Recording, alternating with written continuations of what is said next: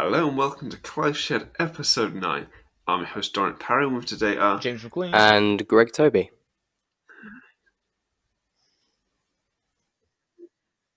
Now in today's episode we're going to be talking about episode 11 of season 1 called Boomtown, aka the bottleneck episode, aka the cheapest chips episode.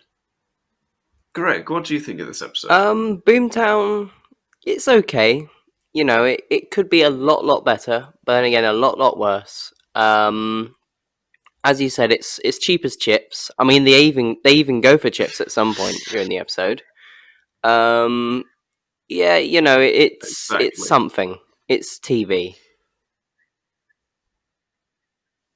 Ish. Is it TV? Yes, it is. Amazing TV. James, what's your brief? I like this episode. I think it does going into it, there was a sense of dread because I thought, oh, this is like end of the world point 2. And it's not. It is cheap. It is evident that it's cheap. No. By definition, bottleneck I thought was in a single location, like a room or something. But I don't thought about they're in their own location, aren't they? Yeah. Where they film it. Yeah. Well, a lot of this episode's in the TARDIS. That's true too. It's spread out, obviously. Yeah. But it is. Yeah. I mean, yeah. It's a lot better. I think it obviously sets up the finale. In ways, yes. Sorry. See, in ways, yeah. Point. But leading up to watching this whole episode, you kept on hating on it, and like I hadn't watched it in ages. But like after I got the like script book for season 1 and looked at the like explanation for the episode, and they basically said it's a bottleneck episode. We kind of did what we could. It's like you expect something really bad, but they pull off a decent story with what they had. Yeah. You know? I enjoyed it. Like, it's not as bad as... It's better than End of the World. From. Going into watching End of the World, I knew what I was getting into. Do you know what I mean? You knew what you were about to watch. Whereas with this, I thought, because I had that sort of same dread, because I thought, oh, this was a bit of an iffy episode. But actually watching it, it's actually really good. And it's one of the only sequel episodes that they've done. It's one of the very few sequel episodes that they've done. Well, it's only like it's the first.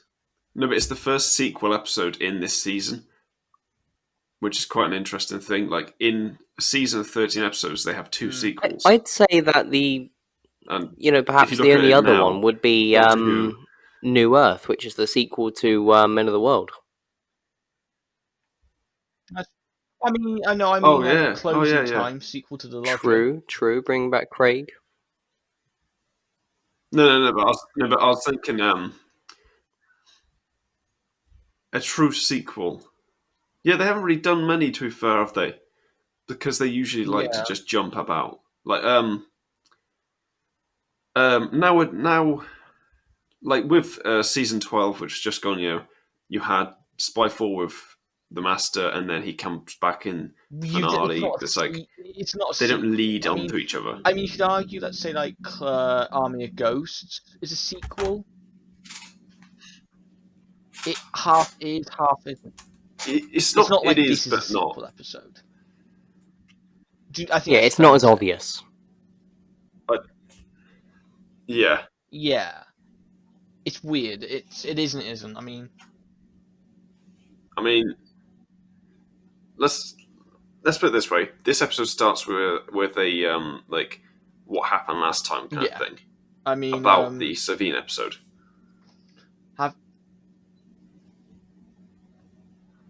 It starts with like what happened last time, and so obviously sets up like you should really have seen Aliens of London World War III. Exactly. Otherwise, you're not going to understand it. You're not going to understand who Margaret is, who the Salithine are.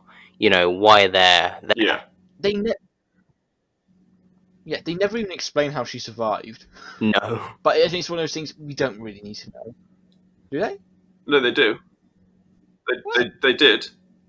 Yeah, she has the so the doctor says, oh, you didn't save any of them. You just saved yourself. And she's like, oh, well, the teleport thing only has room for one. So they literally, it's a line, but it is enough. That's all you need. And that's what I like about this episode. They do, it's so much dialogue in this episode because it is cheap, but the dialogue's actually quite good. Some of it, like some of it is a bit shitty. The bit with the like council plan or whoever here is, the one who's like, oh, don't do this, and she kills them. It's a bit like, that could have been better. Another Torchwood cast member. God, it is, yeah. God, let's just not do. I was thinking about it wrong. They should just. The other thing is, right, an interesting thing. I'm assuming both of you have been to Cardiff, right? Okay, right, but Yanto's door. Yanto's wall. They go right past that. They go right past that because obviously it hasn't happened yet. I saw it and I was just like, oh my god, that's about to become like a memorial. Pretty much, yeah, for a fictional character. Yeah. What's that building in Cardiff? And they're stood right next to it. Yeah, the one with the writing. Theatre. Yeah, that's the Millennium Theatre. Is that the theatre? Yeah, the theatre. Yeah, that unknown building. Yeah. I actually thought they were going to end the episode and it would have Bad Wolf on. I thought it had Bad Wolf on the building. No, it has. It has just like not the normal lettering because obviously they can't really mess around with that. I mean, we're still the Bad Wolf thing is a good one, but it's not needed in this. They even do it and you just brush it as a joke. But I mean, once they get her and they find out, like, obviously she's lonely and has regret, and I think they actually do characterize her. Yeah, they make you sympathise with her. They characterize her well. The whole scene in the bathroom between her and the agent, journalist. That is a good scene. Like, it's well written, and it's well acted as well. It's weird, like it's not something you'd expect in an episode like this. But then again, you do. Like you do feel sympathy. But that's the only time you see her as a Slitheen. Mm. Oh, it is, yeah. No. There is one slight shot, I think, when she does kill the guy at the start. I think it's like no, behind him, but it's not like proper scene. Shot. It's just like bodysuit behind him. It just goes to show how quick this episode is. I mean, yeah, because they didn't do any of the CGI like monster chasing scenes from World War III, because that would not have been good. Yeah, and I have to say though, this has one of my favorite things when it's just like when the Welsh guy comes out of the office and he's just like, oh, she's busy. He's just like, she's coming out the window, isn't she? It's just like, yeah, because I can see that happening. To be fair, I know, but that chase sequence. Oh, is that the teleporting one? The percussion. Yes. Mickey running directly into a thing that is not in the way whatsoever. To parallel him and Jack. Yeah. It's just so... It's perfect. It's Mickey all over. And the thing is, it's weird to look at this, isn't it? Like, if you look at this versus the last scene in whatever it's called, where he's with Martha and there's the Sontaran and stuff. Characters. Yeah, but they are two. But it's like he becomes more like Captain Jack. So. I guess he becomes more like Noel Clarke in a like weird way. Actually, no, he becomes more like Rick, Yes, doesn't he? From yes, there we go. The alternate parallel universe. But with Mickey's heart. What if, right, Ricky and Mickey swapped? Well, Mickey's the one that's dead. Plot twist that doesn't have any... Yeah, has nothing to do with this episode.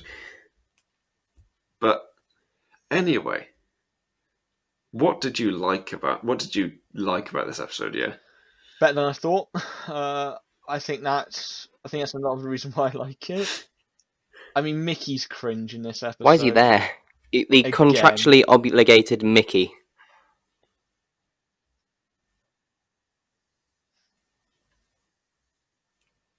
Yeah, they had him on the contract, and that was it. There was no reasoning behind it. It was just like, we have no Clark. Rose. And we have that. Oh, when he said that, I love how he does that. Also, the line of dialogue about like him not being able to be with anyone else because of her. That is quite sad. That's quite well written dialogue as well. It's quite sad too. It hits. It hits because it's like you haven't had that confrontation yet. It's a real one. And yeah, and Rose, the way Rose acts about it is like she is clearly disconnected. Well, at this point, she just doesn't care. I think it also I don't know. It's sort of also like trying to set up again. This is another thing. It's another scene that sets up the finale, which I'm not going to get into. But it is a scene that will set up the finale. That weird because of what Mickey does, isn't it? Yeah. And not even that. Even what Rose does. I'm going to pose you a different question, Greg. What do you dislike about this episode? What do I dislike? Probably maybe the inconsistent tone of it. You know, it's got some like. I'm not quite sure if you heard me, Greg. Did you? Sorry, I didn't hear you there.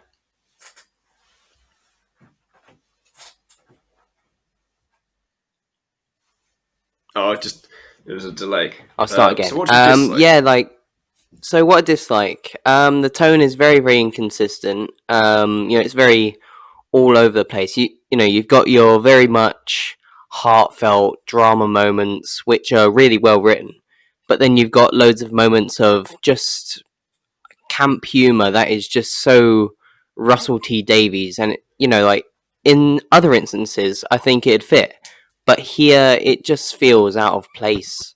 You know, with the whole message of the episode.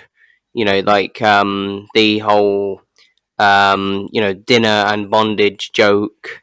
The fact that you know, like the intergalactic surfboard. You know, it's they bring that back. Yeah. Oh, surfs up. Yeah, hang on. No, you may call it cringy. I think it's absolute brilliance. I love it because of that. I love this episode. I mean, it's bold for sure. It's just something. Yeah. Oh, it's an episode. My God, but it's such a joke that she would make. I think that's also what's great. It's a Slovene joke. I guess so. Yeah. It plays into the campness. Joke. I think if you want to embody like the Russell T Davies era, you embody it with the Slovene. Moffat has the Weeping Angels. Yeah. RTD has the Slovene. I think that's. Sadly, that is true. Yeah, because I mean, the Midnight Monster is probably his Weeping Angel, really. Let's bring back the Slovene. You know, let's have a different Slovene, like a different family from Rex Coratorius, and you know, see how they're different and stuff. Because we had the Blatherine on Sarah Jane Adventures, and they were orange. But it's like you could have like a radical. They became Sarah Jane villains. Imagine a radical but imagine a radical redesign. Like we did, didn't we? I don't know. Who? Can absorb a lot. Well, right. Well, firstly, Firstly, I'm the first to state that is the best episode of Doctor Who in the history of Doctor Who. And secondly, bring Peter Kay back as the Absorbaloff. Just a different one. Just make it so they all look the same. I don't care. Just bring him back. It can be the same one, just younger. But I do think it's the last time we see the Slovene in Doctor Who, except for End of Time Part 2. Yeah, they never really came back properly. Because they're not really needed. Yeah, they got put Sarah Jane. They're more of a Sarah Jane villain. They are. I mean, they're farting and stuff. I mean, they were in the gay bar in End of Time Part 2. Yeah, which is so funny. Just imagine. That's the most RTD thing that he has done. Is that scene? Imagine for me, if you will, an episode that is entirely like Invasion of the Body Snatchers. And it's just like Slovene. And it's just like so pretty much Terror of the Zygons from the 70s. And it's not. It's like a something's replacing people. Yeah. Basically, but Slovene. Because then there's there's a difference. Like the Zygons are Zygons. The Slovene are they're a bit different. They do kill their people and wear the skin, which is quite a dark thing, isn't it? For what do you think show that kids watch. Where they dispose of the excess? Probably eat it or something. Yeah. I remember Sarah Jane had a dark moment like that, didn't they? Because they had that little fat kid did, didn't they? who was a Slovene. I think isn't that supposed to be a thing? Down. Oh, you don't know what the teachers are doing behind closed doors. Was that meant to be like a? You know what I mean? That's an incredibly dark thing for a kids' TV show to do. I mean, come on, right? Sarah Jane had the Bradley Walsh doing it. That's a Bradley Walsh is what that the clown literally it.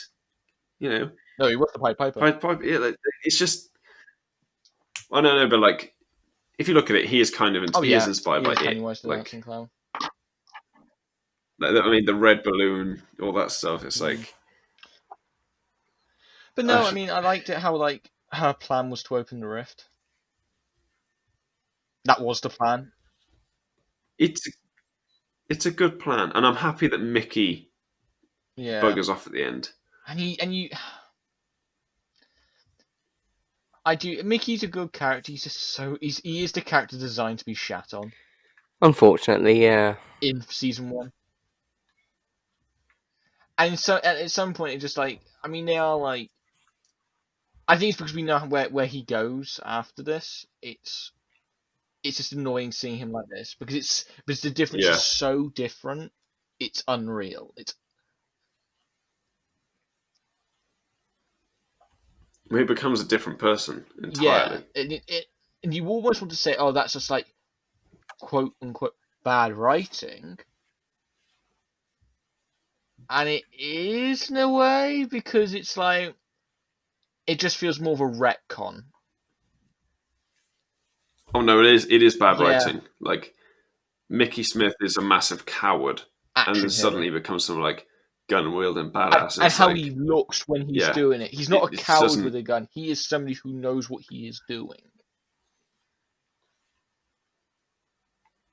I suppose you could say he got the experience he had and he got trained, but I do it think is still out of character. Stuff up to the imagination of the viewer. You should give viewers that luxury and have that luxury to do what you want. But there comes a point where I'm watching a different character here, to the point where this character is almost unrecognizable. But the thing is, it's a character arc, isn't it? From Mickey to Ricky. Yeah, no, true. It's such a big leap. I think that's where me and Dom are coming from. Yeah, no, I get that. Yeah.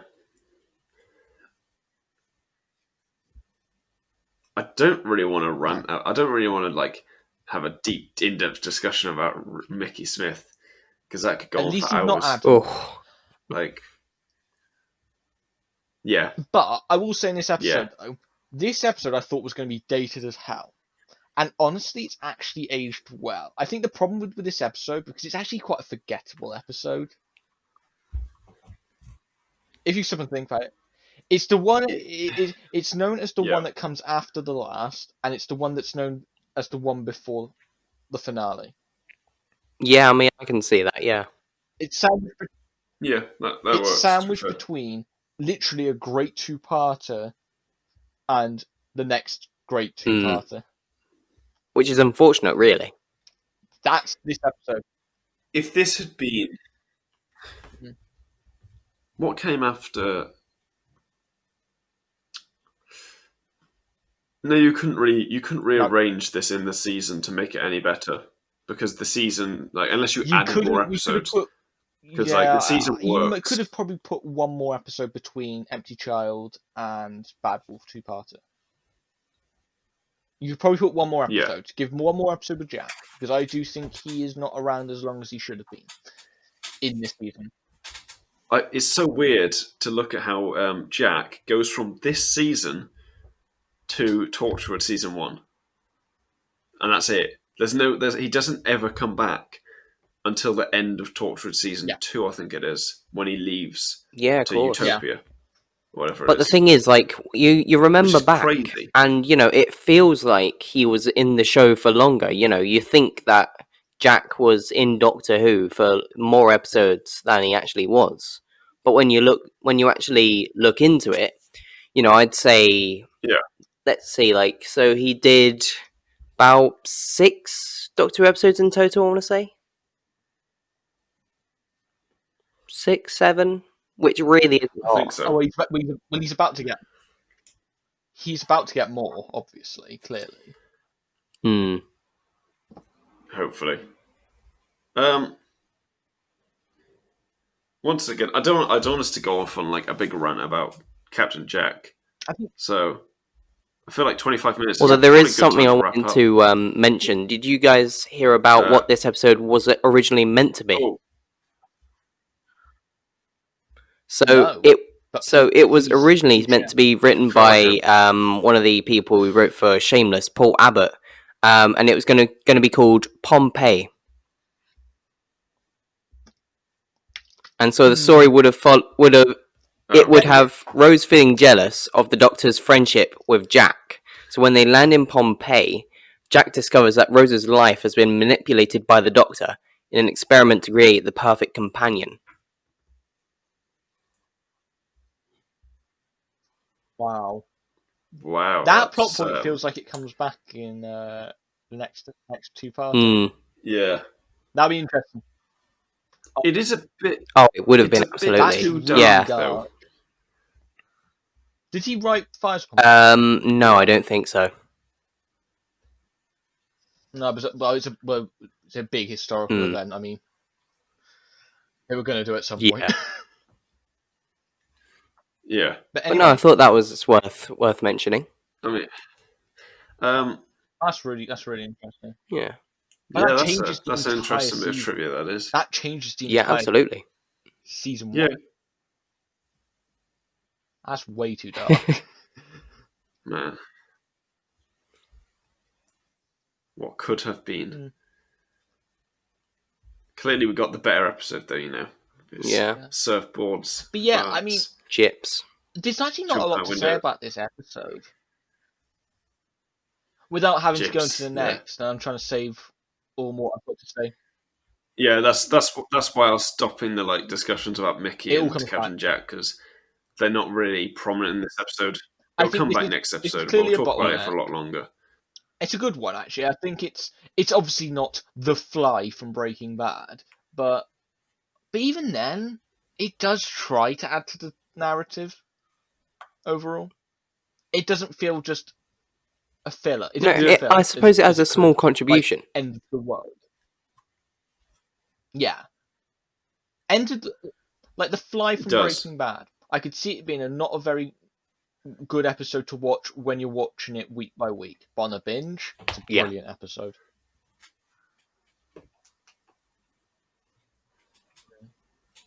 I don't remember if we do ratings on this one.